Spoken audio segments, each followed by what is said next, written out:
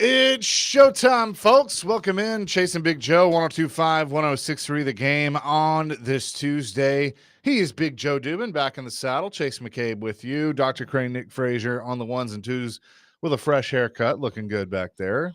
What's up, JoJo? 60 hours out, man. 60 hours out, roughly. Maybe it'll be less than that. What's 60 hours? 57 with the draft.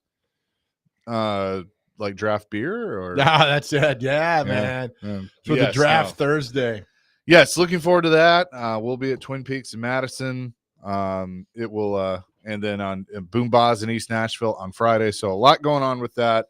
And finally, we will have some answers and won't have to speculate and do mock drafts and simulations and all that anymore. I still hope chaos on Thursday night. I still hope somebody comes up to them in the 11th hour and says, we'll give you this. And they're like, you know what? We can't turn this down. And it's the Miami Dolphins, and they give everything for Travis Hunter. For some reason, that's stuck in my mind that the Dolphins are going to do this. I don't know why. I've got they're not going to do it. But so you haven't read Ian Rappaport's tweet today? I have not. Okay. Well, he says, after months of speculation, the consensus around the league is the Titans will stay at number one and pick rather than trade. Sources say, no surprise, decision made. There was real trade interest, but as one team said, they never opened the door. All eyes are on Cam Ward. Okay. So I read somewhere that said Cam Ward would have been the 7th best quarterback in the 2024 draft. Probably. But I'm not paying for the link to read that. So I was reading that like, man, okay. All right. If that's who you got to go, when you draft him Thursday night, go all in. He's your guy. Mm-hmm. Build around him. Start him day one. Go from there. That's it. I 100% agree. I mean, you're going to, when you do it, you have to own it. Yep. And I think they will. I mean, I definitely think they will. Teron Davenport sat in for you yesterday, and so we spent the entire show basically talking about, different position groups and scenarios and things. I think the big thing that is on everyone's mind isn't going to be, do you trade out of one? It's, do you potentially trade out of 35 and try and turn that into more picks? Well, now people know what you want. So they're going to say, all right, yeah, give us this and give us that. They control the narrative right now. Sure. They control the number one pick.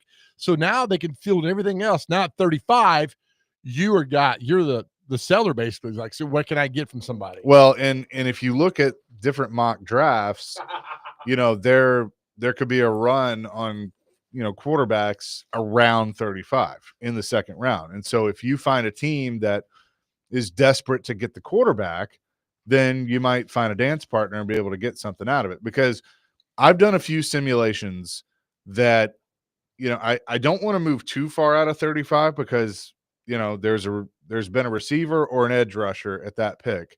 And if there is a good, really good receiver or edge rusher at 35, that's obviously something the Titans need. Mm-hmm.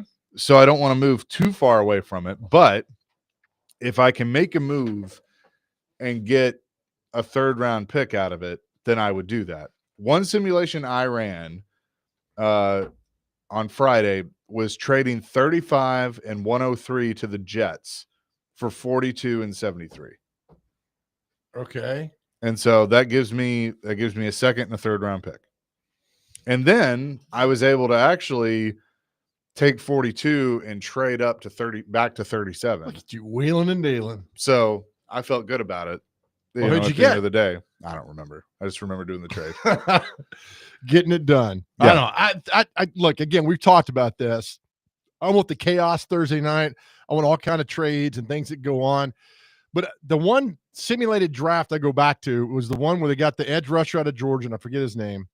And when he did this trade with the Dolphins, and somehow he could finagle it and get Pierce from Tennessee. So you got these two edge rushers immediately. And I know you need a quarterback. I get all that. But my God, can you imagine starting the season next year and you got Sweat and Simmons inside and Pierce and the guy from Georgia on the outside? I mean, you've gone young right there with those two guys and Sweat from last year. I know. I feel a lot better about this football team instead of throwing Cam Ward out there game one. No, I mean, look, if you can address the defense, you're going to have to accept that Cam Ward's going to be on, or be with the team. But if you can address the defense and really shore that up, then we all know the old saying, defense wins championships. So, it's certainly something that you should do. The thing, the wrench that's kind of been thrown in things now is, is potentially what happens with L'Jarius Sneed. Do you now have to address corner with Sneed, or because you don't know if you're going to have him or not? You have to address that last year when he barely played. Everything's going on. Hey, we got a mystery guest in the studio today, pressing buttons over here. It's you plugging your computer. Is that what it was? Or my big fat hand that fell on the open mic there? I don't know. I'm looking forward to it. But again, if it's Cam Ward's your guy, then game one, and I hope game one is against Vrabel. I really do. I hope game one, Titans take on the Patriots, and Vrabel is going to throw 11 guys at him every single time. Well, I would love to see that game, Titans and Patriots, game one. It's here, right? I think it's here. Yes. I think so. I think we didn't we say at one time, basically week 2, the premiere of Thursday Night Football? That was the I'll take that too. Yeah. That's what I think. I think week 1 is going to be, now they may put him at home. The NFL is usually pretty good about that they'll put the rookie, especially the number 1 overall pick, they'll put him at home. So Titans at home, it could definitely be the Patriots. I'd love it just to see him come back. How about this? Monday Night Football in Nashville, No. week 1, Patriots, Titans. They're not going to waste. Number 1 overall pick. They're not going to Number 1 overall pick. Terrible team versus a terrible team. But number 1 overall pick. Outside, they love that. Outside Nashville, nobody cares. Nashville, nobody cares. They've done that stuff before, though. Well, I know it, but you're not wasting your opening Monday night game. We have 2 of them actually on an awful franchise taking on an awful franchise at this moment franchise. But I'd love to see it. I mean, I'd love to see it. That'd be great to see that and see how Vrabel comes out, because Vrabel wants to go 1-16, and that's beating the Titans. All right, so here are the home opponents outside of the division. Chargers, Chiefs, Patriots, Rams, Saints, Seahawks. It's a pretty good home schedule. And then you're on the road in the division: Arizona, Denver, Cleveland, San Francisco, Las Vegas. They're doing the 2017 schedule where they go out west. Yeah. Arizona, San Francisco back to back and be gone for 2 weeks, whatever. Probably. I mean, I would think they would do that. Mahomes versus Ward, that'd be great, but I don't know. Whatever it is, I want to see Cam Ward behind center game 1. All right. So hang on. What if the NFL said Monday Night Football, Chiefs, Titans? In a heartbeat. That I could totally see. Yeah.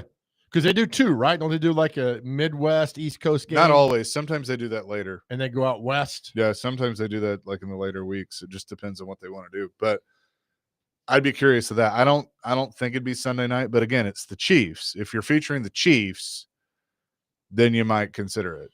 That'd be fun. I would take Mahomes off the hangover of just getting embarrassed in the Super Bowl, number 1 overall pick. You got something. Yeah. The words of Pat Ryan, he's got something. Where's old Pat? I don't know. I guess he's done now. Oh, Mike booed him out of the booth. Tossed him out. Neyland Stadium press box. We've done this once. We're not doing this again. I got something all right. You hitting the bleacher below. Be a man. Hey, you're not the guy, pal. You hit that guy, pal. I have a request for another drop that I need readily available whenever we have it or whenever we need it. Look it up. It's this guy at a wrestling convention, and he's in tears, and he goes, "It's still real to me, damn it." I need that one. Oh, that's an old one, right? It's an old one, but the funniest part of the whole thing is one of the wrestlers goes, "Easy now." That's probably a top 10 clip of all time. I mean, he is impassioned. So we got to do that when you take Cam Ward. I mean, that's the drop of like Cam Ward. It's real to me, man. I need to get it set up where you and I have, like, not that Dr. Crane doesn't do a great job. I don't need that. You wouldn't get a word in for 2 hours. I'd be pressing, and I'd find a way to get into DVD. I just want to thank each and every one of y'all for all you've done to your bodies. It's still real to me, damn it. I mean, thank you, man. Take it easy, man. Y'all are awesome. You know what's great about that? If you ever see the clip, it's in a high school gym. Yeah, that's the best part. There's like 33 people in the bleachers scattered about, and the guy's doing that. It's classic, man. Classic Peg. 615-737-1025. That is our phone and text line, driven by WilsonCountyHonda.com. Big Joe Dubin, I have a scenario for you that I'm going does to. this require me taking my shirt off? No, Because if so, I'm in. No, well, not necessarily. It could. Okay. Actually, it very well could if no. this comes to fruition with this certain player. Okay. I saw on Twitter last night that a certain player, the contract negotiations with his current team aren't going well. And so the two-tone blue have been mentioned as a dream scenario for him. So what would you give up to get this player? I will tell you who that is. Don't tell me who it is, but this guy says coming here is a dream scenario? Yes. Was it Freddy Krueger? Is No. he having a night? Who wants No. to come here? I will tell you Okay. who. All right. Coming up next, it's Chasing Big Joe here on a Tuesday, 102.5, 106.3, The Game.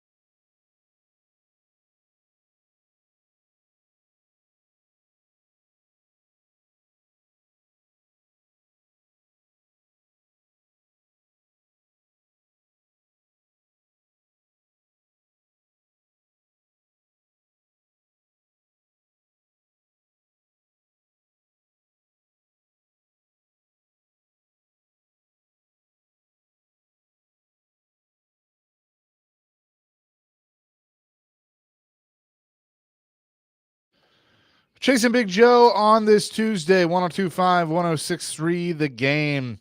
Tune in to The Fan tonight. That's 94.9 on your radio dial. Nashville Sounds and the Durham Bulls. Former team of? The Braves. No, former team of David What? Price. David Price once Oh. played for the Durham Bulls. I thought you, and so did Nuke LaLoosh. Was that Bull Durham? It is Bull Yeah, Durham. Thank you. At First Horizon Park. Pregame at 6:20, first pitch 6:35. Sounds Baseball is presented by Twin Peaks and Family Leisure. We're back here. I just threw out the scenario, and I Okay. even tweeted it out who the player was, but Oh, I I haven't didn't see told it. I haven't told you yet. All right, I'm not looking. So last night, our man Rick sent me a tweet from NFL Rumors. Now I don't know how. I mean, I follow this account. And I know they tweet a lot of accurate stuff, so I'm going to roll with it. But it says 49ers star tight end George Kittle is far apart on contract talks with the team and is unlikely to report to the offseason program. The Titans reportedly would be a dream scenario for Kittle with a home in Tennessee if the team would ever move him. What in the world? I was not expecting that. And maybe George Kittle's listening today as he goes. Look, he lives here. We see him at Preds games all the time. He was one of the last games last week with Brock Purdy. Brock Purdy. Yeah, you know what? His parents moved here too. 'Cause Right. I think when his dad coaching at Lipscomb when Yeah, your might have friend been. was here. Yeah, that's right. Here's what I like about Kittle. At Iowa, he caught very few passes. He loves to block. Mhm. He loves to block, and he's a team first guy. And look, if you're far apart on money, that happens all the time. That does not mean you don't love your teammates. And he loves his teammates. I'd be all on board with that. I would do this in a heartbeat. Oh, well, And today. look at it like this. If you can work a deal for him, pre-draft, that would be ideal because you've essentially taken care of a position of need. Yeah. And you could ride with Kittle, Okonkwo, and Josh Wiley as your tight end group. Mhm. Like I'd be good with that at that point. Yeah. Now Kittle's older, so I mean you're going to get a couple years out of him, and I'll give Ricky credit because he says this all the time. What is a rookie quarterback's best friend? A safety valve. Yeah. The tight end. A guy Yeah. he can depend on. Yeah. Yeah. So if you have Kittle, who, like you said, can block, can catch, can do all the things It's interesting. as that safety valve for Cam Ward, I love that. And this is a question that the listeners can I like it too, can weigh in on. Of all the tight ends and quarterback combos, who comes to mind first for me? Dallas Clark. That's a great one. That's, to me, that was the most reliable, dependable tight end that I could recall. Mariota and Delaney Walker were good. They were. They weren't elite like Clark and Manning were, but yeah, I'm now racking my quarterbacks throughout who've had that type. Montana had Brent Jones. Romo and Witten were pretty good. Who did Aikman have? The guy from Wyoming, Novacek. Yeah, Yeah. Novacek. Yeah, I like this. So I think Kittle would be great. Romo and Witten were great though. Who'd Romo have? Witten, Jason Witten. Oh yeah, God, they Um, paid 18 years in the league. Yeah. I mean, Kellen Winslow was Well, really good. We're leaving the most obvious out. Frank. No. Who? No, Frank. No, Frank and Steve are good. No, Mahomes and Kelsey. Well, yeah. I mean, that's the one. But yeah, that's in a heartbeat. What about Phillip Rivers and Antonio Gates? That's a good one. That's a really good one. Gates made the Hall But I of mean, Fame. like you look at, and again, Ricky and I basically did this segment ourselves last night, so I'm just kind of repeating this. Right. But Zach Ertz, I mean, you look at him last year with Daniels. He made Ertz look like an All-Pro. Maybe I should do this show with Ricky. Probably be better. Brady and Gronk, obviously. Oh my God, this is fun. I mean, yeah, you go down for Thank you, Super Bowl Josh. teams to have all that.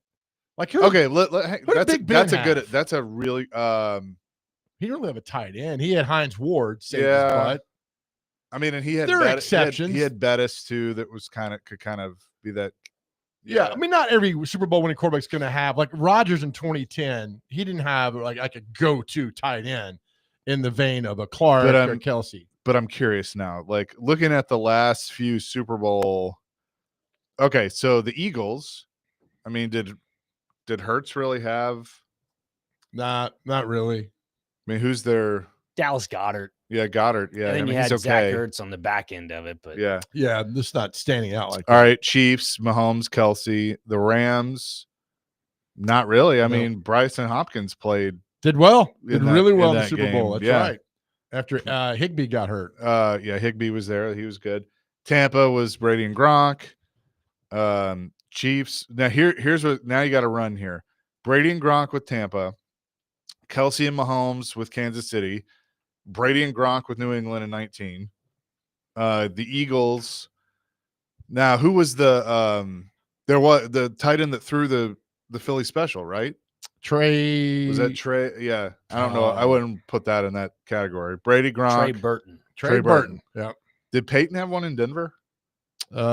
No. Not really. Not that it's Not like Dallas Clark. Right. Seattle. Nope. No. Everyone. Baltimore in 13.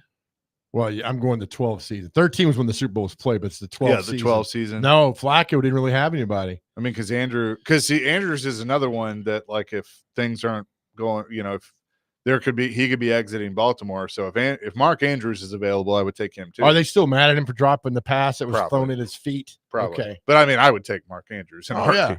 Oh, I mean, absolutely. I honestly, I think if you're going to go veteran at any position to help the quarterback, other than the offensive line, tight end is where I would go. I would prefer a veteran option. Because there's some of those mocks I see Tyler Warren dropping down or the tight end from Oregon. That happens. You get Kittle in here. Now you got me disappointed if they don't get George Kittle. Our resident Giants fan has weighed in. Oh, no. Sims and Bavaro, best ever. Pretty good. We're not there yet. Sean, give us a little time. We're slow. We take our time going back. Did Eli have one? Not really. Not in 7 or 11. He did not. Jeremy Shockey from Ian Safar back here. Oh, Shockey was great. Oh, yeah. No, wait, was he? Shockey and Kerry Collins Yeah, Shockey. had a combo in the early 2000s. But Shockey did play with Eli for a little bit, I think. they And then he went to New overlapped a tad Orleans, bit. right? Yeah. Wasn't he with the Saints? He didn't play much, though, with Breeze in 09. Yeah, Yeah. he was on that Because team. then Jimmy Graham overlapped. into That's that. right, Jimmy Graham. That's another good Jimmy Graham. one. Rodgers and Green Bay. Nope. Not really. There were a few here and there, but nothing stands out. Cookie didn't come to later Do you on. remember when Favre was there? It was I think it was the 2000 draft. Didn't they draft a tight end named Bubba Franks? They did from Miami. Yeah. Yeah, and they I had remember him. another Tennessee. David Martin was a guy from tight end from Tennessee that was okay in college, but got the opportunity with the Packers and really came into his own. All right. We said the Saints. That was basically Jimmy Graham was coming on, I think. Yeah, Drew Brees was Pittsburgh in 08. Nope. No. Giants in 07. nope. Colts in 06 was Dallas Dallas Clark. Clark. Steelers in 05. He had Hines Ward, but nobody. Yeah. Patriots in 04.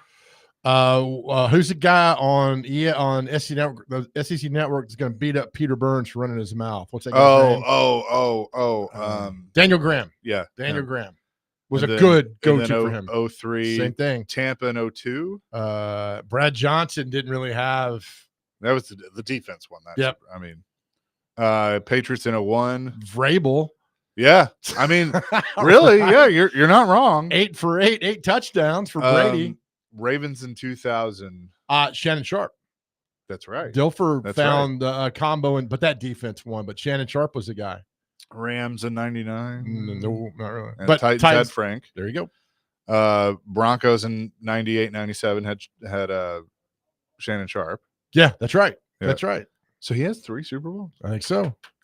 Packers in 96. Was Keith Jackson on that Packers team for Favre, but his go-to was Antonio Brooks.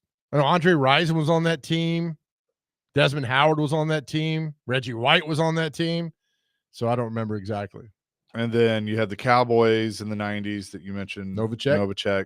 Niners in 94. Was it? Do you have Brent Jones still around then? I don't know. Yeah, it's all you now. I get it, brother.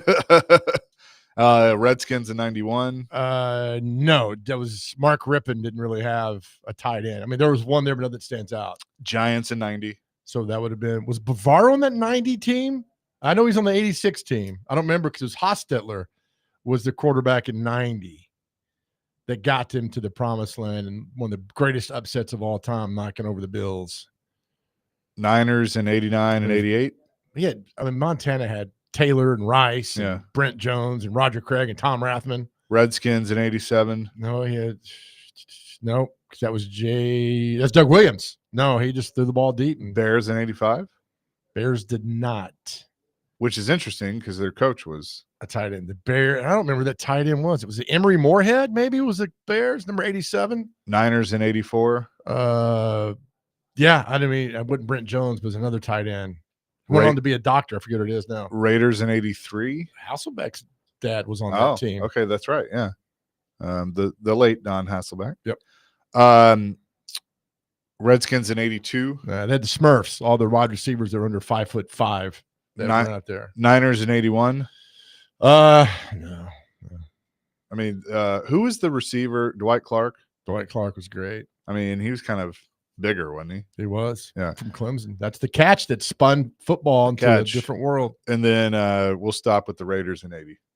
No, never. Okay. Well, that was a fun little. That was a little fun. Help my cognitive memory. Oh, Sean says McCaffrey in 90. No, he was a big wide receiver. Right, but I mean, I think he's saying like 90. Ed McCaffrey, Can't be. or not Ed McCaffrey. Who the his dad? His dad was Ed McCaffrey, right? Yeah. The same one that was with the Broncos? Yeah, that's not him. That's a different guy. Got to be a different guy. That's happening there. The Giants in 90? All right. Because McCaffrey's my age. He would have been on the team. He came out with the Broncos, I think. Well, I mean, there's a bunch of McCaffreys. So Would have been Ed McCaffrey. with the Giants? With the In Giants. 90? No, in Bavaro 93. was on the team. Says 91 to 93, Ed McCaffrey at the Giants. So he's not on the No, Super Bowl so team. we're looking at the 90 season. It's a 90 season. It's all right, though. I mean, but now, I mean, you're realizing the importance of tight ends throughout history. I mean, all of them. And with the Titans, you had Delaney, you had Frank. I mean, Frank, I still think Frank would have been a Hall. You know who the Should be Hall of fullback Famer. was on that team? Rand Carthon, or his dad, Maurice. Yeah. Carthon. Yep. Otis Anderson was the halfback, and then you had Stephen Baker, Mark Ingram, Mark Bavaro. That was your Compare that team to the 90 Bills team. There's no way the Giants should have won that Super Bowl. There is no way, because the Bills could not be stopped with Thurman Thomas and Andre Reed and Jim Kelly. They couldn't, had the no huddle. They could not be stopped. And Bill Parcells and Bill Belichick put together one of the greatest coaching Super Bowl performances of all time. Well, and here's the defense: Eric Dorsey, Eric Howard, John Washington, Carl Banks, Steve Dossie, Pepper Johnson, Lawrence Taylor, Mark Collins, Everson Walls, Greg Jackson, and Myron Guyton. Pretty good. Myron Guyton, I think he played at Eastern Kentucky. But you look at that defense, I mean, it's just they all play their tails off, man. 11 on 11. Nothing special about him. And Otis Anderson he was my age back then and just ran over everybody. And their game plan was, I remember Belichick and Parr, it's like, let's keep the ball on our side as long as we can. Milk the clock. Don't let the Bills have the ball at all. And that's how they won the game. Actually, they won the game. They scored more points. We didn't mention Tony Gonzalez, who's one of the greatest tight ends of all time, but he never had, when he went to Atlanta, he had Matt Ryan, and that was a pretty good combo. They should have won a Super Bowl, and they screwed that up. But it's crazy he never won a Super Bowl, but he never had the great quarterback in Kansas City. Who did he have? He had the quarterback from Alabama. Brody Croyle. Yeah, that's right. Yeah. Good memory. Didn't really have one that put him over. I think Kyle Orton went there briefly. I mean, Castle and Matt Castle. I mean, he had a ton. Who did Castle go with to the Chiefs? Vrabel. Right. Good job. Yeah. That was what pissed Vrabel off. That's right. That trade. I got traded. 615-737-1025. So, would you take George Kittle? What would you give up to get George Kittle? I don't think it would take a whole lot, honestly. You'd have to pay him, but I think you could figure that out. What do you think they'd want? Would you give a second rounder for George Kittle? Not 35. I wouldn't give him 35. Well, the trade's off then. I think you could do. I think you could do it for like a fourth and maybe something from next year. I don't think it would take a whole lot because they don't want to pay him. And if you're willing to pay him, then they'll let him go, a little easier. I got a little experiment I want to do with you. Just popped to my mind about the draft. It's a family show. It is a family show, isn't it? It- About guys drafted in the 4th round and on, okay. and whether they contribute or not. Because I think we put a lot of value in these 4th and 5th rounders, and we maybe get 10% return. Chasing Big Joe, presented by the Omni Nashville Hotel here on 102.5, 106.3 The Game.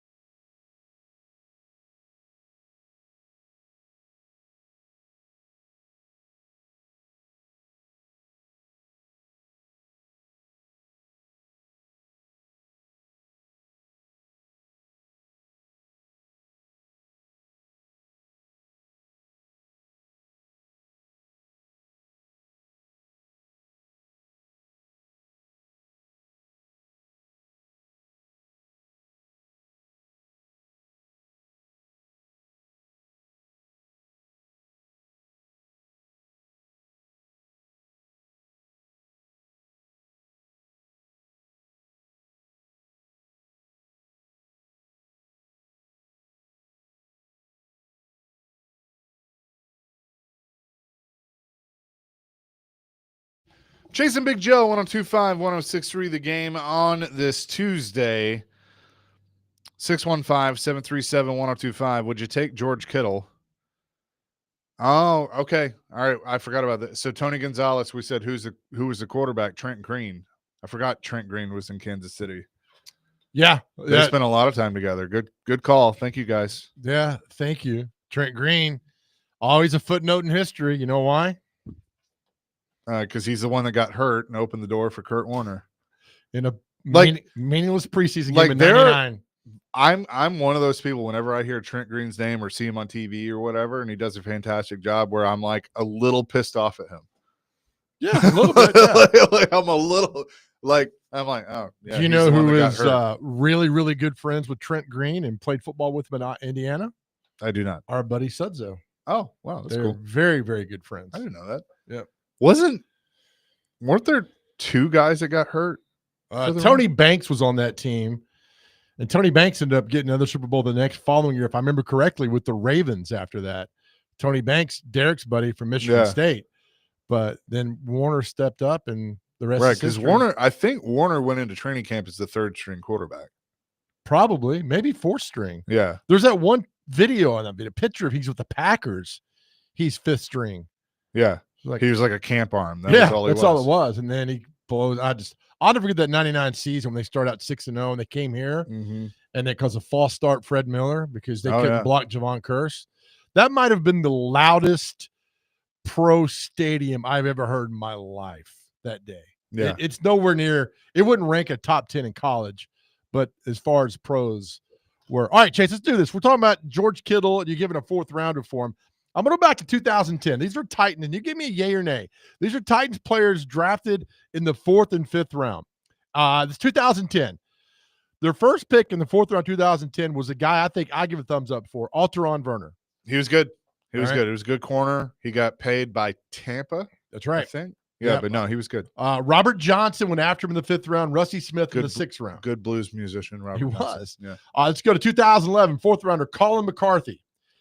Would have He been was good okay. had he not kept getting injured. Running back in the 5th round, 2011, Jamie Harper. Don't remember him at all. I remember him, but yeah, he didn't make He much had of an impact. 36 carries for 74 yards. Good job, Jamie. 2012, 4th rounder, Cody Sensabaugh, cornerback. He was okay. Taylor Thompson, tight end, went in the 5th round. Nope. So basically, we've got in 3 years, we've got one Alteron Werner that's taken the 4th round that would have stuck I would, with us. yeah. I mean, I'd say he was, because he was a starter pretty quick. I think. Yep. 2013 in the 4th round, they took Brian Schwenke, a center out of California. No. And then 5th round, LeVar Edwards, a defensive end out of LSU. Terrible. Schwenke started a couple of years. Schwenke played 80 games, 60 games Okay. for them. They didn't give me how many started there. So, okay. So 2000. So we're just showing you the 4th and 5th Yeah, I mean, round. it, like, doesn't blow you away. But this is fun. 2014, Goldmine, DaQuan Jones. Still playing. I forgot he played here. Yep. Yeah. He's still playing as of last year. he's playing. Daquan. That's right. Yeah. Okay, that's a good one. Marquestin Huff was a running back out of, DB out of Wyoming. Yeah. Yeah.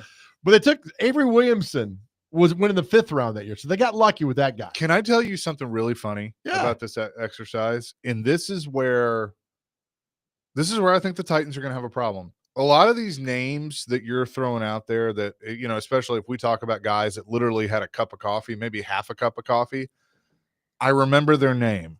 And you know why I remember their name? Because I remember Mike Keith saying their name.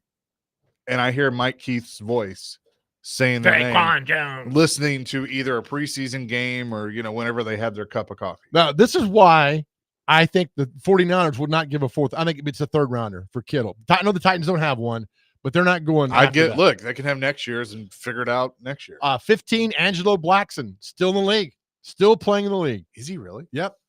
It says here, it says 2024, still playing. Joustin Fowler, the fullback out of Yeah. Alabama. Yeah. What a He- disastrous pick. Remember that Colts But game? he lasted for a while here. 2 years. 2 years? Yep. Okay. That's the Well, The- that's David longer than you or me. David Cobb from Minnesota went in the 5th round. So this is great. All right, let's go to 2016. That's the draft they hit on. But these are the fifth rounders: Sharp, LaShawn Sims. They didn't have a fourth rounder. They didn't. Remember, they had Conklin, Kevin Dodd, Avery Johnson, Derrick Henry, Kevin Byard. I mean, they Austin hit. Johnson, What'd I say? Avery. Austin Johnson. Yeah, Yeah. can't read there. So they hit on those. All right, well, let's get this up now to the 2020 draft. See just how Oh bad it God, gets. do we have to? Laurel Murchison in the Yeah. fifth rounder out of North Carolina State. Mm. He was awful. They took a quarterback, Cole McDonald, out of Hawaii. He had a farm. He did have a farm. Cool. Fourth rounders, 21. Des Fitzpatrick. Terrible.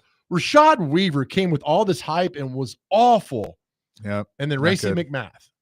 Rashad Weaver had according to Vrabel, sometimes I think had a toughness problem. Okay. All Is right. what I gathered from 2022. This is a real fun. And they one. traded up to get Des Fitzpatrick and passed on Amon-Ra St. That's Brown. right. They sure did. Good job there. So 2022 draft, fourth round, Hassan Hoskins, who's now gone. Chig, Kyle Phillips, Theo Jackson. All these guys still in the Yep. league, and unfortunately, only one plays for the Titans. Kyle Phillips, I was really excited about, and he just couldn't stay healthy. And dropping But punts. he was he reminded me. I'm not going to say he reminded me of, but could have been like that Edelman, Humphreys, Welker type, that slot receiver. White guy. Yeah. Just say that. It's okay. You can say that. That's Speedy fine. little white guy Drew that played. Bennett 2.0. Yeah, something like that. All right. So the 23 draft, this 23 draft overall, Chase, is awful. It's just Skoronski, Levis, Spears, Josh Wiley, Jalen Duncan, and Colton Dow. I don't count Colton Dow there. He's a seventh rounder. Those seventh rounders away. But that's Spears was the third rounder, and then no fourth. no fourth. Josh Wiley. That's terrible. Again, that's a guy that has been disappointing and had potential. So going back, if I'm trading George Kittle, I want a third or second. I don't want. I'm not taking your fourth rounder. I'm not doing it. Yeah. Well, okay. So here now, answer this question coming up next, and I want the people to answer this too. 615-737-1025. You don't have a third round pick this year. We're sitting here talking about different scenarios where you can get a third round pick. Would you basically do this for the third year in a row? Trade your third round pick next year to get George Kittle? Don't answer that yet. We'll answer it coming up next. It's Chase and Big Joe here on a Tuesday, broadcasting from the Busy Bee Plumbing, Heating, and Air Conditioning Game Nashville studios, home of the $99 yearly Beehive membership, where the buzz is always about great service.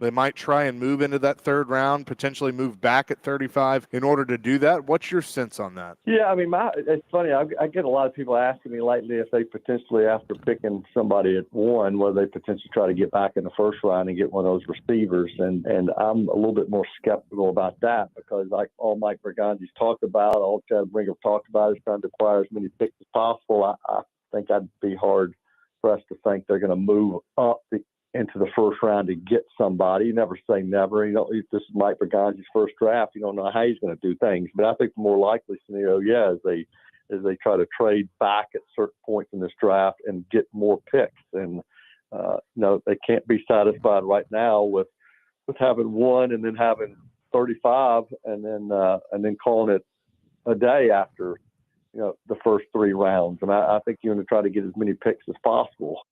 That was Jim Wyatt on our show last week. Chasing Big Joe, 102.5, 106.3 The Game. Few texts on the George Kittle conversation. Liam says a 31-year-old tight end, they're getting a 5 or a 6 max. I kind of agree with that. Like you're saying, then don't do it. I mean, you don't have to overpay. I'd love to have George Kittle here. But again, that's a safety blanket piece. That's why I'm wanting to bring him here. So I'm not going to overpay. Again, and sorry, Texter, not to knock on you, but can we stop with the age thing? He's not like he's 55. These guys are in great shape, take care of their bodies. 31 is fine. When you hit 30, you automatically don't like, oh my God, I'm 30, I'm done. Come on, didn't Brady show us this? I mean, other guys have shown this throughout. Like, you can still play. Kevin Mawai played well into late 30. I mean, you can do this. I'm not knocking that, but I mean, again, you have to be realistic. Like, you got to build for the future while giving him some pieces to work with now. Ron says, here we go again, trying to get another injured player. No, I wouldn't. Again, well, then don't give up a lot for him. Okay. You still got to field a team. Yeah. and quite frankly, your tight ends you have on the roster right now aren't very good. You're right. They're bad. So I'd rather have Kittle. I mean, I know there's been a case made for Chig that he's terrible. He's okay, man. I'm not a fan. An interesting unrelated but an interesting stat that I just saw. And by the way, those of you asking me about WrestleMania and Monday Night Raw, we'll talk about it. We haven't done that yet, but a few people keep texting in asking about it. What I thought about all of that. Thank you, Stone Cold. Don't run into barriers. Well, now I've lost it. They're basically the Steelers have now moved in as the favorite to draft Shedeur Sanders. The Saints were the favorite. Now it's the Steelers. Okay. Why are the Steelers moving up? That's a great question. Somebody throwing this out there? I guess. And Peter Schrager said on ESPN that the Browns and the Giants are now fielding trade calls. Here we go. Let's do it. Got to add the Titans to that. No, it's not going to happen. They're going to take they're going to take Cam Ward. And then fire Callahan in January, and we start all over again. Probably. Yep. They shouldn't, but probably. So they'll go get a quarterback, get a receiver in the second round, won't get a third rounder, and then they'll draft guys in the 4th, 5th, and 6th round that we will never hear from after this year. All right. Can't wait. When Indeed. You could get 7 or 8 guys.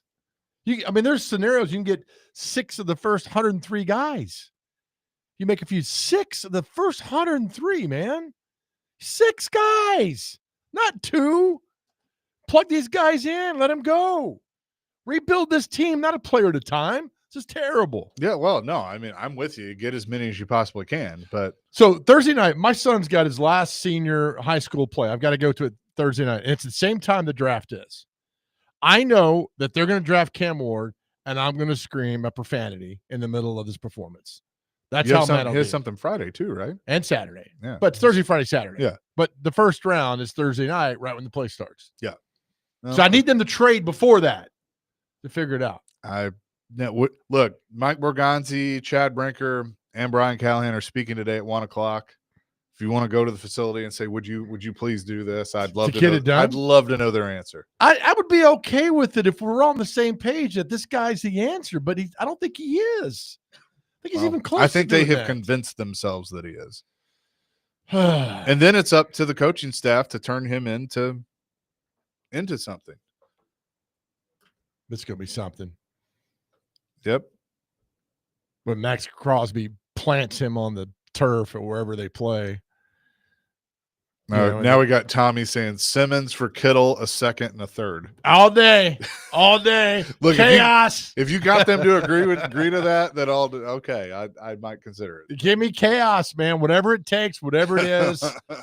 Make 37 trades this weekend. I would love it. I would absolutely love it. Coming up next, I think speaking of trades, there has essentially been a quarterback trade in college football. Oh, this is great. We will discuss that coming up next here on Chasing Big Joe. Vandy Baseball is in action today at the Hawk. They're taking on the Blue Raiders of MTSU.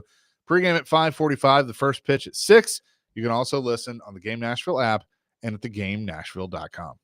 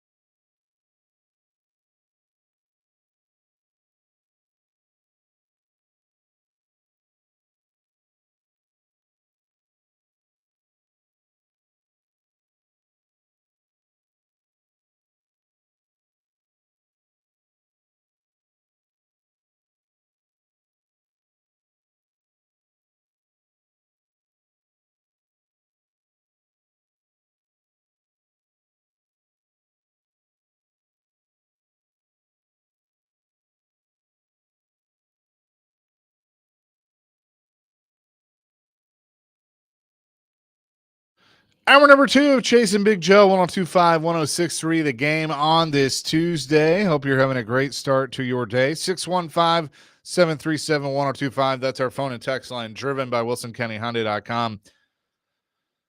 Joe, there's been a quarterback trade, so to speak, in college football. We all know the Nico Iamaleava saga. He is going to go to UCLA. And then what do the Vols get? The guy didn't play it down, right? For No, he UCLA? transferred in the winter Right. portal Yes. from App State. I mean, was this the same quarterback that beat Texas A&M for them? I'm trying to read down. Joey, is it Aguilar? Aguilar, yeah. So he transfers to Tennessee. He had transferred in the winter to UCLA. UCLA gets Nico, so then he goes to Tennessee. And then here we are. He's a decent quarterback. And I think he'll fit well. I mean, he was a Sun Belt newcomer of the year in 23 at App State, and then, transferred. He's a big kid, 6'3", 220. He likes to throw interceptions, which is something of a gunslinger. When a guy He should does it come to that the much, Titans then. right? Should do that. This is great. In the trade now, Nico's brothers leaving Arkansas, going to UCLA. What a crazy family. I mean, it's just a truly crazy family. Tried to hijack college football.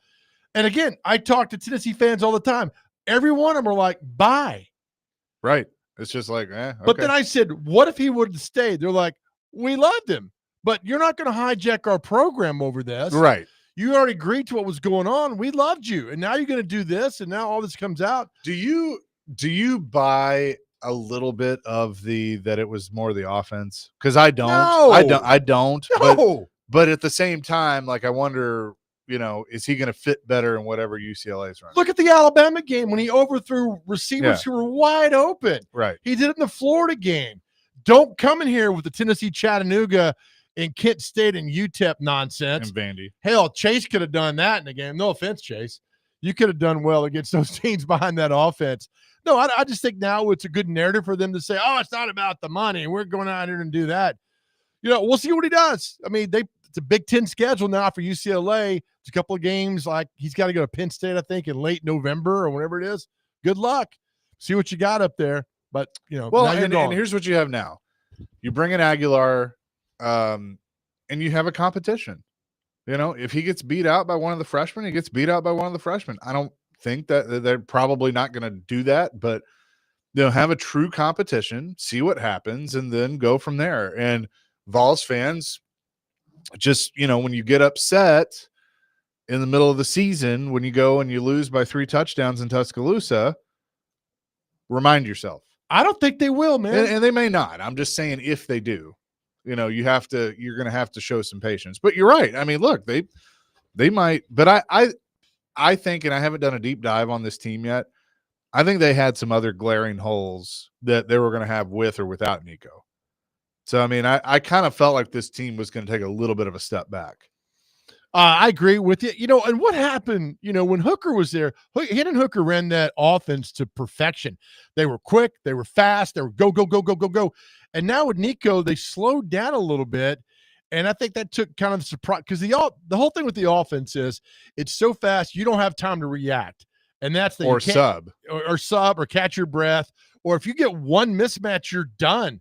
But now the offense kind of slowed down a little bit. I'm like, this is a really pedestrian offense when you slow it down. Yeah. And teams are able to figure that out. So hopefully whoever gets the quarterback, if it's Aguilar, can go in there and run that offense and go, go, go, go, go, go, go. That's what it's about. You can't give guys time to catch their breath. Well, I thought it was interesting. Last year on game day, Saban did a really good breakdown of the up-tempo offense that they like to run there at Tennessee.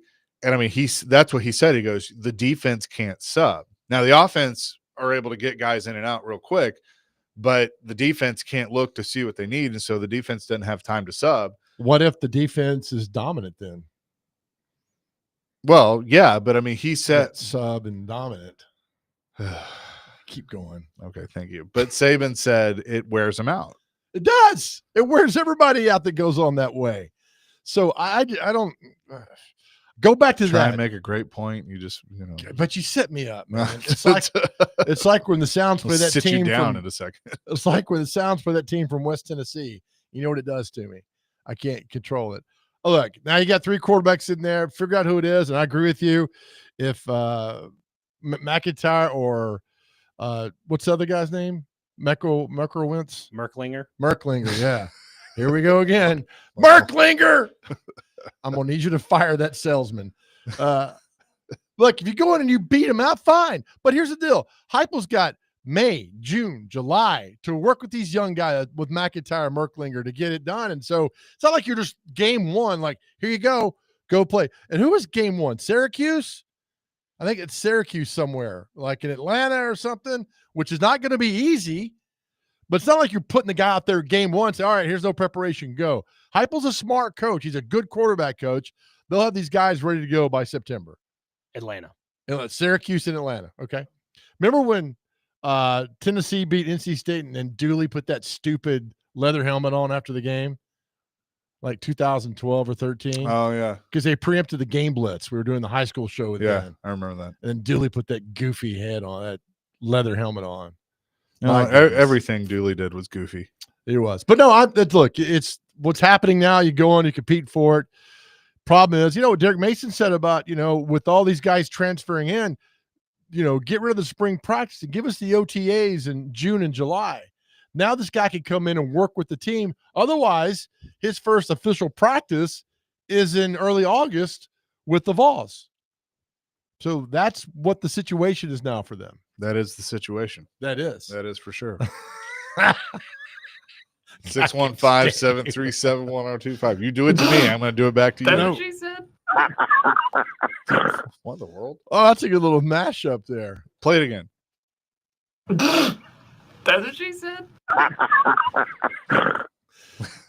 Maybe Clay will call and talk about Vandy baseball, who had big series win right over Georgia last weekend. Whatever that was. Yeah. Kenneth says Joe Milton had better numbers than Nico did at Tennessee. Granted, Milton was a senior. Okay. I mean, I guess to your point, like Hooker and Milton probably ran the offense quicker than Nico did. Now that would be an interesting exercise to go like time each play or look at the average time of, in between plays. I thought it was just go. I mean, that's what it felt like, but I agree with you that it felt a little bit slower with Nico. Yeah, it did. I thought it did as well. And then, you go back. Maybe it was, maybe it wasn't, but I mean, Jalen Hyatt was already going to the Giants. I mean, there's things that happen. You can't control the roster around you. You just play with who you got.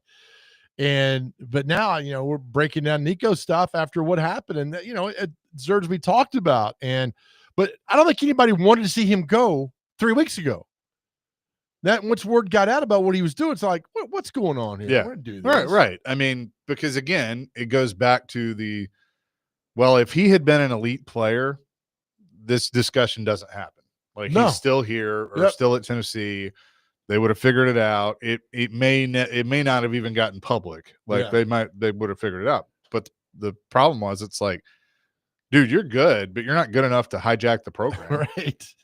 And now see out there. And did you get that $4 million? Yeah.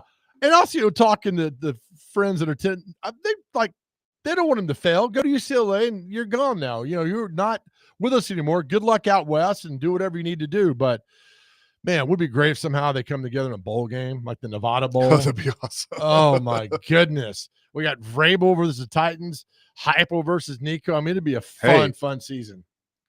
Look, I know Vols fans are shooting higher, but I mean, what if you got SEC Big Ten in the Music City Bowl and it was Tennessee UCLA?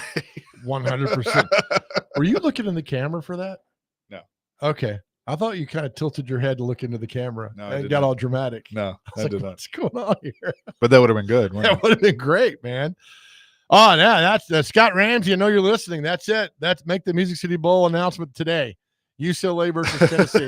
just go ahead and inform everybody. Hey, no matter what happens, right? We got these two teams. This is what it's going to be. Oh, that'd be a great bowl game. That'd be a great. It would sell out. UCLA would bring 30 people. Tennessee would sell it out just to yell at Nico's father. Oh, right. If he shows up. Oh my goodness. Probably have ceremonial jersey burnings outside Nissan Stadium. See, I'm not in favor of that. Well, they probably would. I'm not in favor. You know why? If you don't want the jersey, I've always said this: go donate it to Goodwill. Yeah. Just go give it to Goodwill. Yeah, I agree with that. I'm not donating a jersey. I'm not got some. No, go You're give not it. burning it? Burn it. Yeah, I'll go donate. I'm not going to burn it though. Just tell you that's what fans do. I'm not doing it. 615-737-1025. That is our phone and text line, driven by WilsonCountyHyundai.com. We'll get back into the draft and much more as we move along here on Chase and Big Joe, presented by the Omni Nashville Hotel. And by the way, we mentioned it earlier, our draft coverage will begin Thursday at Twin Peaks in Madison. Jared will be there with his show. And then Friday, Boom Boss Pizza and Watch Bar in East Nashville. It starts at 6 o'clock each day, presented by Hardee's, Parman Tractor and Equipment, Twin Peaks, Hiller Plumbing, Heating, Cooling, and Electrical, Shane Company, and Professional Home Improvements.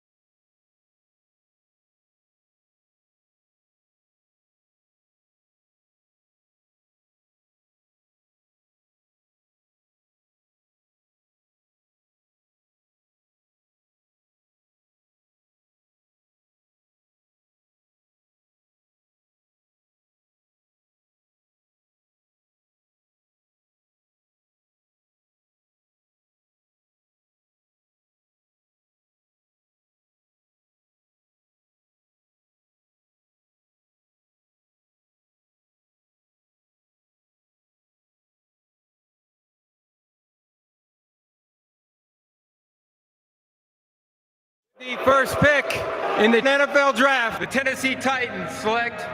Prize decision made.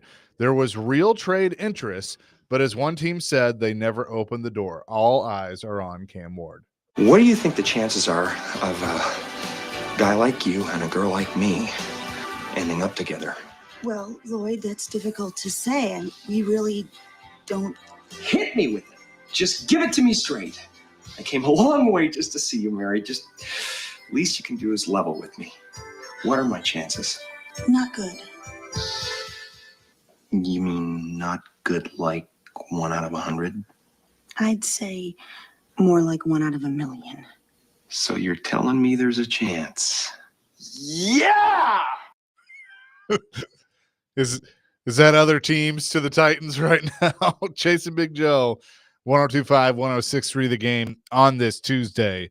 Draft week is finally here, and the Titans are set, at least right now, to make their selection number 1 overall and take Cam Ward, the quarterback out of Miami. So I asked AI, who's the worst number 1 overall draft pick in all sports of all time?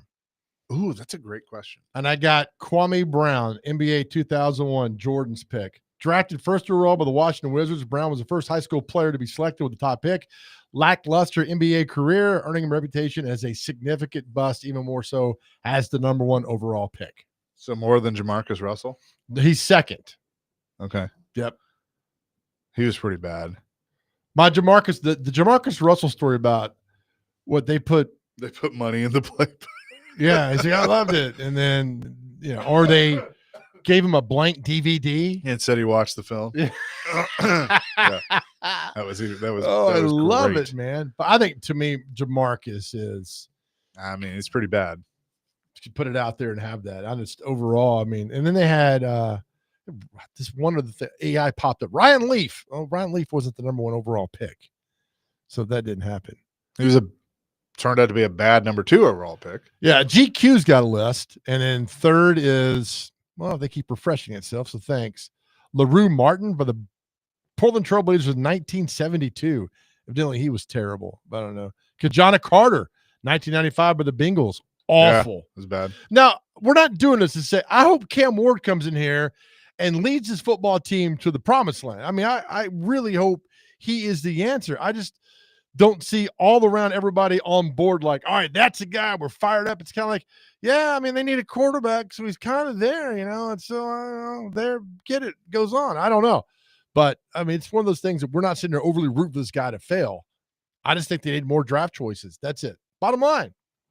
No, and I don't disagree with you. I mean, if they can figure out how to get more draft choices, then I'm all for it. But all indications are, unless they're just completely swerving, to use the wrestling reference, everybody, that they're going to stick and pick at number 1.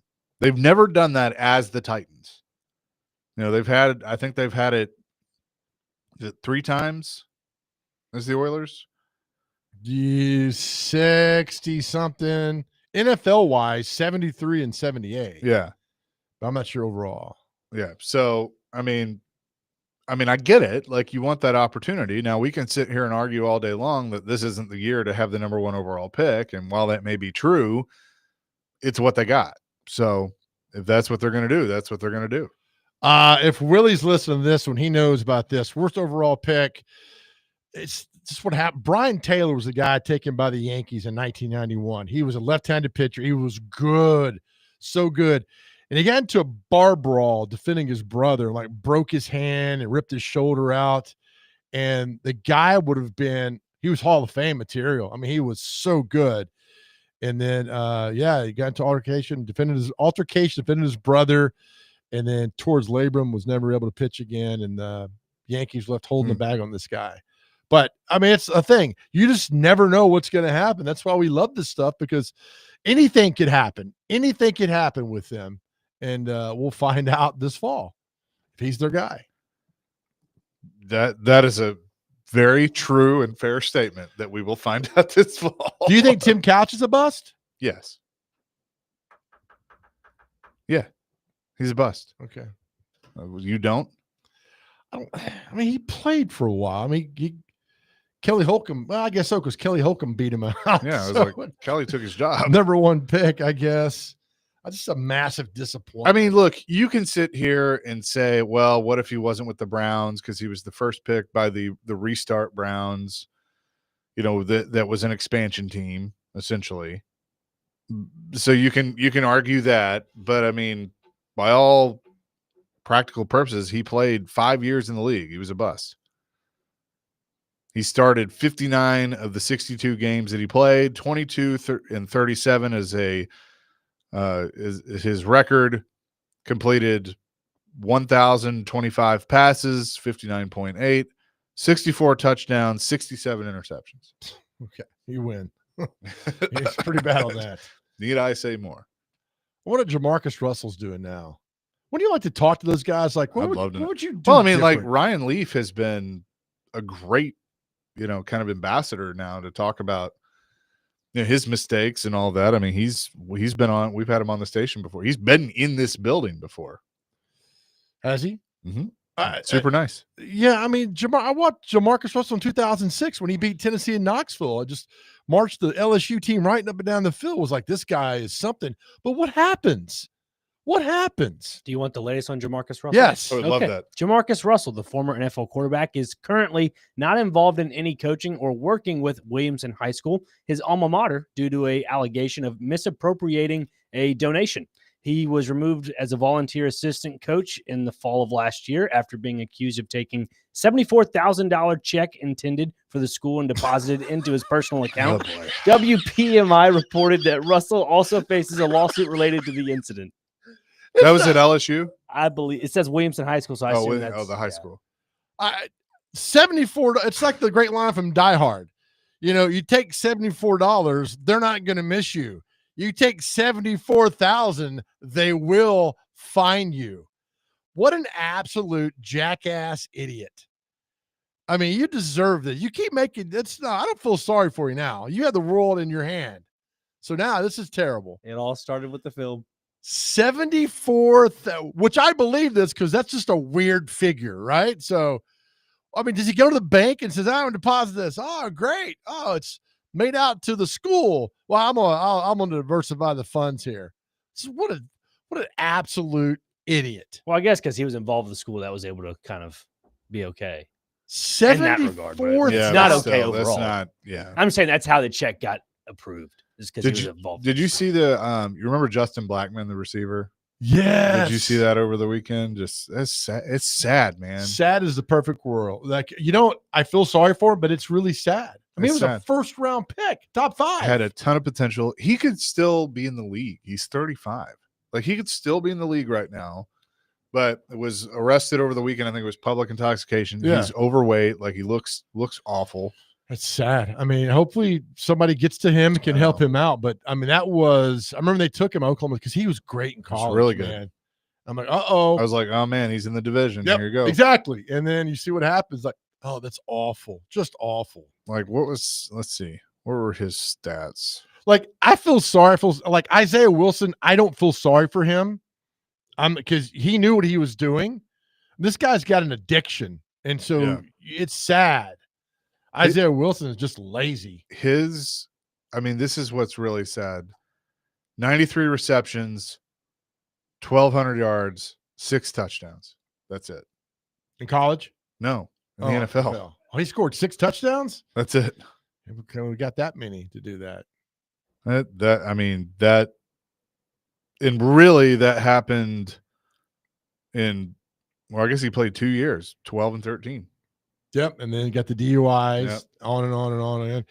It's a fun thing to do about it's the what ifs, right? Yeah. And you go back, we played this with Vince Young, but imagine how if Pac-Man Jones had kept his head on straight. Oh yeah. And would have been here. that punt returner and DB that they needed. Vince would have hit it. I mean, they drafted guys on just this immense potential that they had. And then, you get Chris Johnson, 2008. Griffin was serviceable as a safety in 2007, and it could have been so much. But if you had like, and again, you can't completely do this because, if Vince had worked out and Pac-Man had worked out, you probably wouldn't be in a position to have drafted some of the guys. But like, if Vince was good, if Pac-Man had kept his head on straight, Kenny Brett turns out to be a top tier receiver. You put Chris Johnson in there. You keep Lindell White as your second running back, and that works. And then you mentioned the defense. Like, I mean, who knows? And keep Lindell away from the dispensaries. You'd have been And the tequila. I will still say Kenny Britt was the most physical built receiver like I've Yeah. ever seen. Oh yeah, I mean, you take his shoulder pads off, that dude was built. he was chiseled. and strong and fast. And what the hell happened? He had all the talent to be a star. He was 20 years old when he came here in 2009. And then he would have been something amazing. I mean, he made that great catch versus the Cardinals, the game-winning catch in the 2009 season. He played his tail off in 2010 against Kansas City, last game of the year in Vrabel. I'll remember that because he was on my fantasy team. I mean, all these great, he had the potential, and they just threw it away, man. It's mind-boggling. When did Kenny Britt leave? He went to the Rams. Was it 13? Or Yeah, because 12? I remember. Let's see. His last year, He blew his knee out one of those years. so he played for Fisher. Yeah, here Twice. and there. Yeah. Remember he wrecked the golf cart on Hard Yeah. Knocks? Yeah. So 2013 was his last year here, and then 14, 15 in St. Louis, 16 with LA, 17 he split time between Cleveland and New England, and then was done in 17. Yeah, he was on the New England team that might have gone to the Super Bowl, and he got cut in camp Yeah. or something. He only went played on. 3 games for them, and then went to Cleveland. Yeah. So, I mean, they've drafted some really good talent throughout the years. Just couldn't put it together. I mean, you think about that. Pac-Man and Vince and CJ and Britt. I mean, that's really good players. Just couldn't all put it together, man. That's why being a head coach would drive me insane. He's All the- younger than me. And out Kenny of the Britt league. is? Yeah. He's 36. But have you wrecked a golf cart Actually. hello. with cameras rolling? No. Okay. It wasn't too bad. Okay. It happens. Does happen. Take the curb a little too fast sometimes. To the curb. Still serviceable. Still serviceable. It's still good. It's still good. Coming up next, I'll give my WrestleMania thoughts. Okay. Haven't done that yet. TD was here yesterday. So we'll do that coming up next. Chase and Big Joe, 102.5, 106.3 The Game.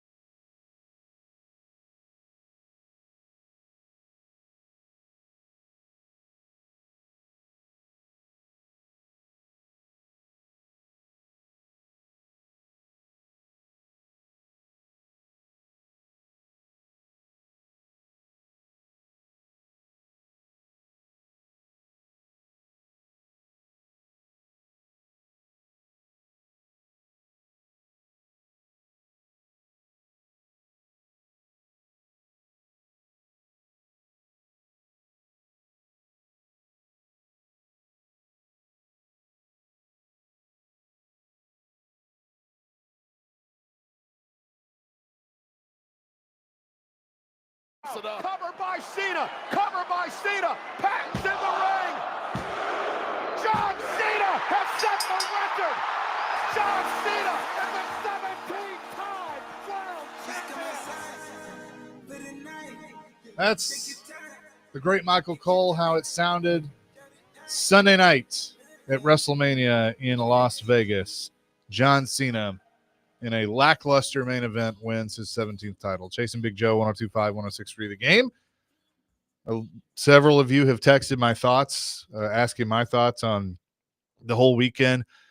And I've taken time to think about it, Joe. I mean, your son watched with his friends, and nonstop. You were asking me about it, what happened. I mean, overall, I thought a lot of the matches, Saturday turned out to be better than Sunday. The main event was certainly better on Saturday than it was on Sunday, but I thought a lot of the matches were good. It was just the main event kind of stunk.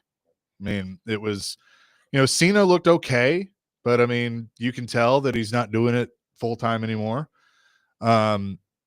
There weren't like a bunch of big surprises like there were last year in the main event, and you have a rapper and Travis Scott being the big interference that nobody really cared about. And so that was kind of my problem with it. It was just very lackluster. Like, I'm fine with Cena winning.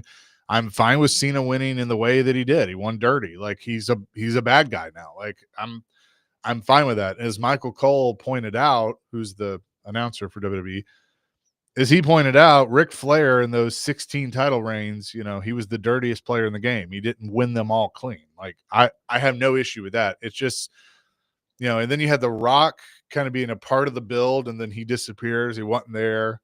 Wasn't there at all? No. Why not? He's going to appear on McAfee today, so maybe he'll tell us. Okay. So it just wasn't good. And like, I knew after last year's WrestleMania being one of the best of all time, maybe the best of all time, that it was going to be hard to live up to that. You can't, have 5 stars every year. Like, I certainly understand that. But I was definitely disappointed that, that was you kind of had a build that really could have been better overall. And then ultimately the payoff wasn't very good. Give me something good then. So then you fast forward to last night, which is kind of the reset. The Raw after WrestleMania is always like the most anticipated one of the year. It was fantastic. You had Cena come out, give a promo, basically saying, he's the last real champion. He's saying he's taking the championship home with him when he retires. He's only got 27 dates left. So my guess is they're going to retire that title and basically start anew. And then Randy Orton was under the ring, comes out of nowhere, gives him the RKO, kind of sets up like that old feud. That's under the ring? Yeah, he was under the ring. Oh, that's awesome. That is so great. So I liked that. That was a good way to start it. You had new tag champs, women's tag champs. Becky Lynch turns heel after her return at WrestleMania. So I'm cool with that. And then Rusev, who I think still lives in Nashville, he made his return after 5 years to the WWE. So that was big. And then you end it with Paul Heyman, who's aligned himself with Seth Rollins and Braun Breaker, then is revealed as another member of this new faction, and they take out CM Punk and Roman Reigns. So they got definitely something to build on for the future. But my thing is, the Raw after WrestleMania shouldn't be better than the WrestleMania event itself, and it was. I agree, So man. that was kind of my. So what's SummerSlam? That's when? SummerSlam's not until the end of July, early August, and that's, I think, in New York this year. I have a question for you, Chase. Yes, sir. Would this be the first WrestleMania ever where they featured a TNA champion? Yes, and that was a big deal too. So, like Ricky just texted me, he said Sunday was better than Saturday. I agree. Overall, the matches on Sunday were better than Saturday. The ending to Saturday was better than Sunday, is how I should have said it. But yes, Joe Hendry, TNA World Champion, made his WrestleMania debut, fought Randy Orton, lost, but was certainly really good. Was a cool moment for him, cool moment for Randy.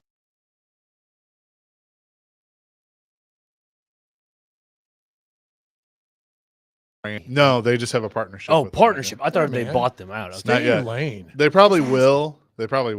But and they just acquired AAA, which is the big Mexican promotion. All right, so here's my thing, and don't hate me for this, okay?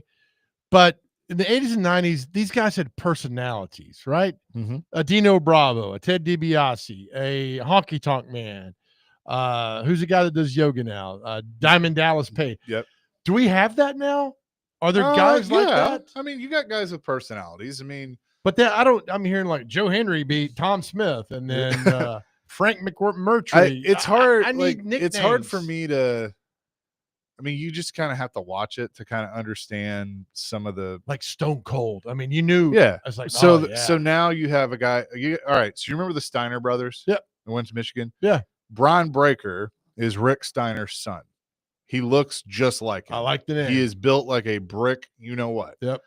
And his As I suck my gut in. his nickname is the what do they describe it? He's the badass, but he's like the unpredictable badass. That's what he is. And I mean, he does a spear where he literally like gets airborne and just knocks the crap out of a guy. So like he's your big muscle. Okay. You know, Paul Heyman is the manager. He's the greatest manager of all time. No offense to Bobby Heenan or, you know, Don't say it. anybody else. He ain't the but greatest manager. Jimmy Hart. all due respect to Jimmy Hart. Oh no! All Get due out of here! respect. No way, man. I love Jimmy Hart. So we got. I need maybe I'm missing the nicknames, and you know, I mean, you knew with the $1 Million Man what his stick was, and you knew with Honky Tonk Man, and on and on and on, and you know, Brutus Beefcake and those guys. I need that. Is that out there? I mean, it's a different era. There's not, you know, those gimmicky type things. There's more realism involved now. Okay. So I mean, but Seth Rollins is kind of eccentric, you know, one of those guys. Like he dresses differently, but he's really good. He's a good wrestler. So now it's about wrestling. I mean, yeah. I mean, there's the some guys that can personality. work. Right. Yeah. I mean, CM Punk probably has the biggest personality. Hey, who's the guy we had in here one time that was like, yes, yes, yes, yes? Daniel Bryan. Daniel Bryan. What's he doing? He was with the other company, AEW. Okay. Is he still popular? Not really. He's retired. I think he's kind of retired. Right. If you go to AEW, you just kind of collecting the check. Yeah. Who's the guy that played hockey? AEW is owned by the Khans, like Okay. Shad Khan and them. We went to a wrestling match. Yeah. Then who was the guy that Eric Jones that plays hockey? He's a big Preds fan. Was a wrestler. Oh, Eric Young. Eric Young. Yeah. Now what's he doing? He's in TNA. So we got WWE, AEW, Yep. TNA. Yep. And then there's NWA. What's his name from Smashing Pumpkins owns? Billy Corgan. Billy Corgan. Okay. So I would kind of put it. WWE's at the top. AEW's kind of second by default. Then TNA, and then you have some other smaller entities. Okay. But WWE's kind of repeating history. They just bought AAA. They're going to buy TNA. So, So we should start a wrestling company we should. and have them buy us.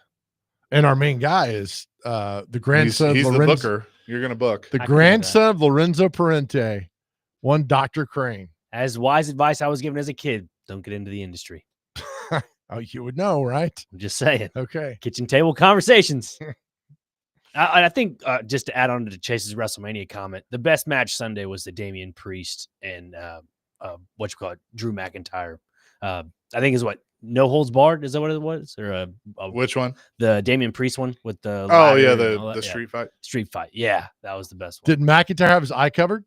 No. No, he did not. Really? He did not.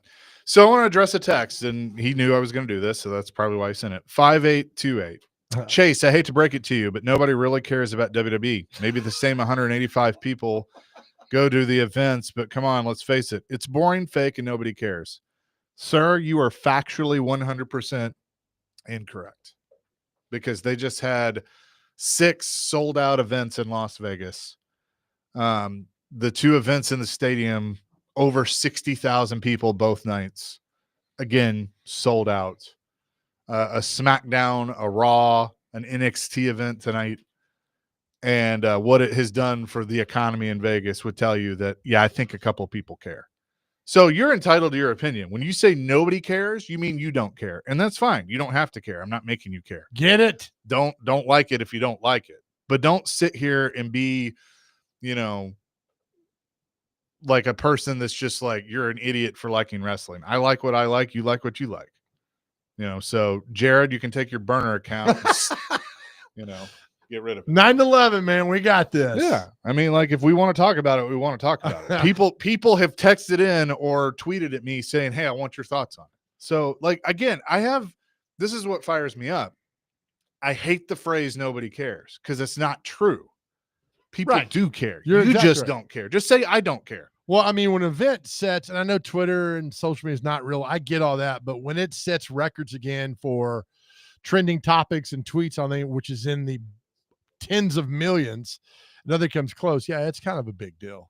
Yeah. I mean, and you know what? I think I speak for a lot of people. I'm not going to say everyone, but a lot of people when I say, It's still real to me, damn it. and like, okay, look, the text line just blew up. Andrew from Dover, lies.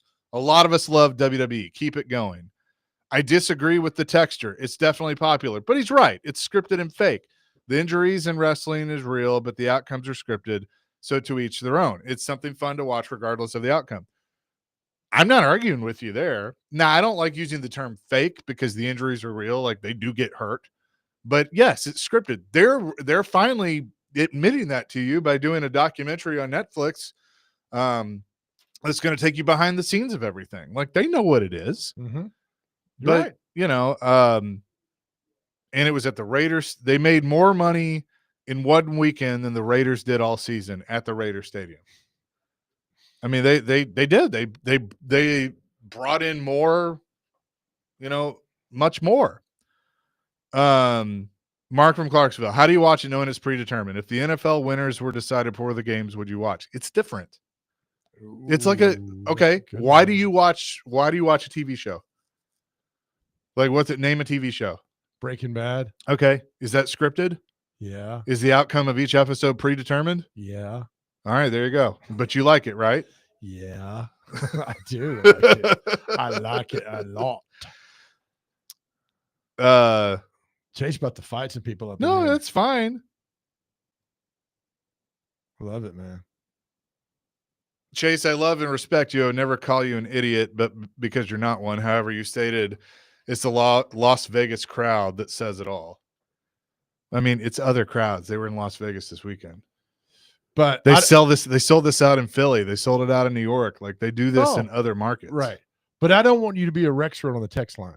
I'm not. No. And get all enraged and upset. I mean, it's just express their view. My thing is, and it's not just wrestling, but like, we live in this. I hate when people just, you know, bitch and moan at a person because they like something and you don't. That's fine. Don't like it, but don't get mad at somebody else for liking it or chastise them for liking it. Like, there's a lot of people that like things that I don't like, but I don't sit there and go, well, Dr. Crane, you're an idiot for liking woodworking. Like, What? I don't do that. I don't say that. But anyway, rant over. That was my thoughts. Coming up next, we'll tell you what day it is and celebrity birthdays. Chasing Big Joe, 102.5, 106.3 The Game.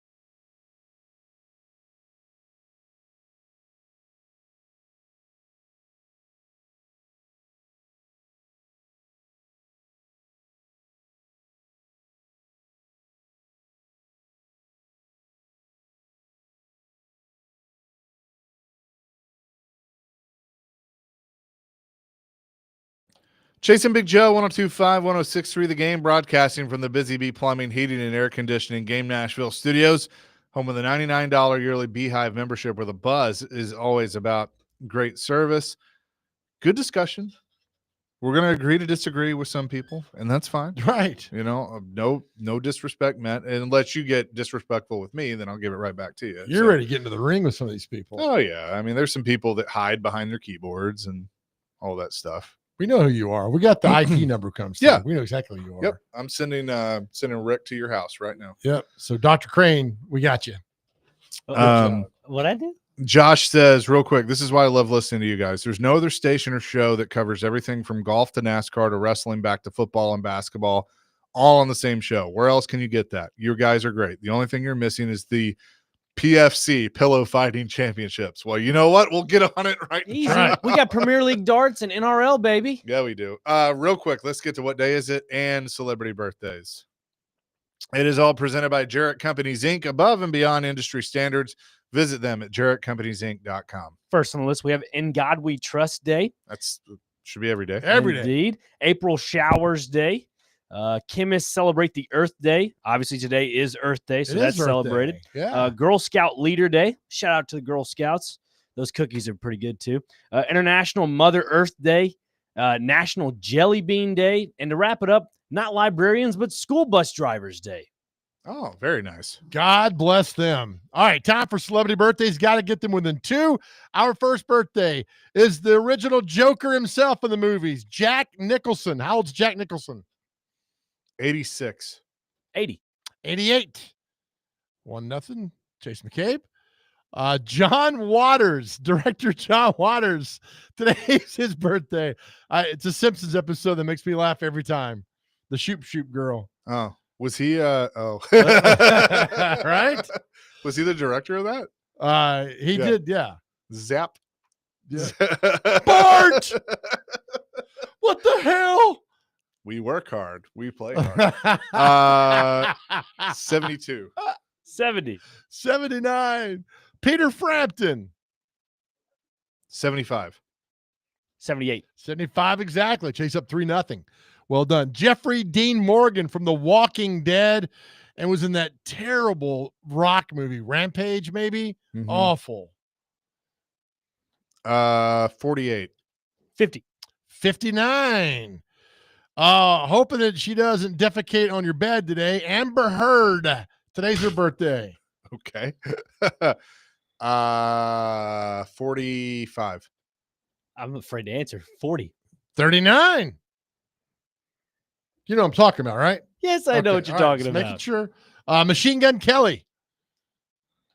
32. 33. 35. 3-2 Chaser. Singer Paul Carrick from Squeeze and Mike and the Mechanics sings In the Living Years. 63. 60. 74. Actor Ryan Stiles from the Drew Carey Show.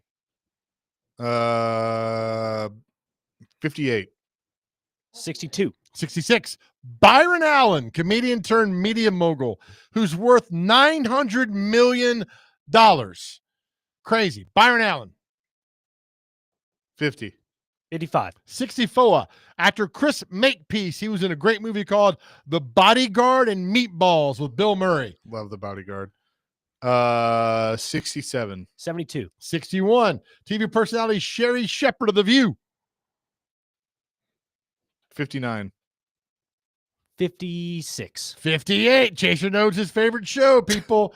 4-2 right now. All right, let's go to birthdays. Jeff Hostetler, former quarterback for the Giants. We brought him up earlier. We didn't did. 64. 65. 64 exactly. Chase up 6-2. Ken Dorsey, former Miami Hurricane quarterback. When he a GM? Or am I thinking? I'm thinking of a different Dorsey. He was the OC for the Bills that got fired. Remember he That's threw right. the Yeah, clipboard? yeah, that's right. He is 44. 48. Chase McCabe killing it. 44 exactly, up 8-2. Matt Jones, former Arkansas quarterback. think he played with the Jags for a little bit. Not to be confused with the host of Kentucky Sports not, Radio. not to be confused, Chase. I knew you were going to say that. What's wrong with I you? don't know.